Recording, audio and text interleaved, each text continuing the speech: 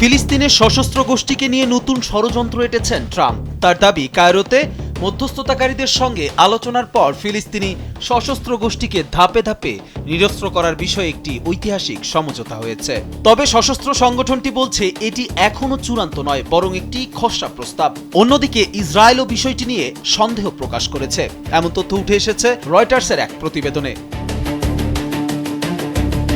নিজের সামাজিক যোগাযোগ মাধ্যমে ট্রাম্প জানান, গাজায় সক্রিয় সব সশস্ত্র গোষ্ঠীকে সম্পূর্ণ নিরস্ত্র করার লক্ষ্যে এই সমঝোতা হয়েছে। তার দাবি, ধাপে ধাপে এই পরিকল্পনা বাস্তবায়ন করা হবে, যা মধ্যপ্রাচ্যে স্থায়ী শান্তি প্রতিষ্ঠায় কাজ করবে। ট্রাম্প আরও বলেন, এর মাধ্যমে গাজায় একটি নতুন ফিলিস্তিনি বেসামরিক প্রশাসন গঠনের পথ তৈরি হবে। একই সঙ্গে ইসরায়েলের নিরাপত্তাও নিশ্চিত হবে এবং গাজা আর কোনো সশস্ত্র হামলার ঘাঁটি হিসেবে ব্যবহৃত হবে না।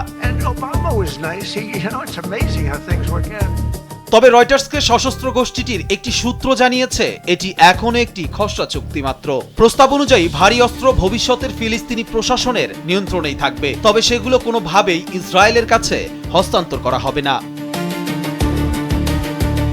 এদিকে যুক্তরাষ্ট্রের এক কর্মকর্তা জানিয়েছেন, গোষ্ঠীটি আদৌ অস্ত্র সমর্পণ করবে কিনা তা নিয়ে ইসরায়েল এখনও নিশ্চিত নয়। যদিও ওয়াশিংটনের দাবি শেষ পর্যন্ত চুক্তি বাস্তবায়ন হবে, কারণ তা না হলে প্রেসিডেন্ট ট্রাম্প অত্যন্ত হতাশ হবেন বলেও মন্তব্য করেন তিনি। জীবন অবাক না করলে কে করবে? 28% মিল্ক ফ্যাটের অবাক করার সাথে ফ্রেশ মিল্ক পাউডার। জীবন অবাক করুক প্রতিদিন। নিরস্ত্রীকরণ কতদিনে শেষ হবে তা নিয়েও মতভেদ রয়েছে। বোর্ড অফিসের এক কর্মকর্তার মতে পুরো প্রক্রিয়া শেষ হতে 200 থেকে 320 দিন লাগতে পারে। তবে যুক্তরাষ্ট্রের আরেক কর্মকর্তা এই সময়সীমাকে নিশ্চিত বলে মানতে রাজি হননি। অন্যদিকে ইসরায়েল স্পষ্ট জানিয়েছে, গাজাকে পুরোপুরি সামরিক মুক্ত করা এবং সশস্ত্র গোষ্ঠীটির সব অস্ত্র সরিয়ে নেওয়া ছাড়া কোনো সমঝোতা মেনে নেবে না তারা। তাদের দাবি, বর্তমান 15 দফা খসড়া প্রস্তাব সেই শর্ত পূরণ করতে পারেনি।